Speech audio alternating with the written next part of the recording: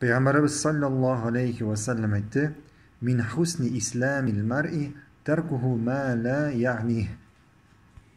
Кешедә исламның яхшы чагылышы үзенә кагылмаган нәрсәләрне игътибарсыз калдыру. Бу хадис безне чакыра файдасыз булган эшләрне калдырырга. Нәрсә соң файдасыз эшләр? Кайчан син берәр нәрсә эшлисең, берәр әйбер сөйлисең, бу сиңа файда китерми. Нидә булса укыйсың, өйрәнәсең, ятлыйсың, карыйсың, моның сиңа файдасы юк. Кайда булса барасың, тыңлыйсың, утырасың, вакытыңны сарыф итәсең, моның сиңа файдасы юк. Һәрберебез уйлап карасын.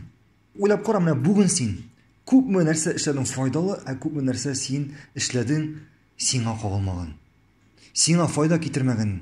Әлбәттә инде кеше әгәр үзенә кагылган әйберләргә генә игътибар итсә, үзенә кагылган, үзенә файда китергән әйберләр генә эшләсә, вакытын үзенә файда китергән нәрсәләргә сарыф итсә, субханаллах, әлбәттә, беренчедән, бу аның исламның яхшы чагылышы булачак.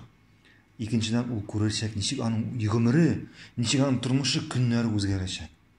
Чөнки кешеләрнең күбесе, субханаллах, гомеренең яртысын, хәтта яртысыннан күбесен үзенә кагылмаган, үзенә файда китермәгән нәрсәләргә сарыф итә. Көн башлана, көн үтеп китә. Барасың син машинада. Нәрсәгә син тыңлыйсың ул радионы? Нәрсәгә син тыңлыйсың ул музыканы? Моның бит файдасы юк.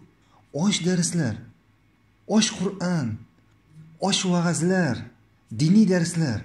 Инде булмаса, дини гыйлем булмаса, аш дөньяви гыйлем.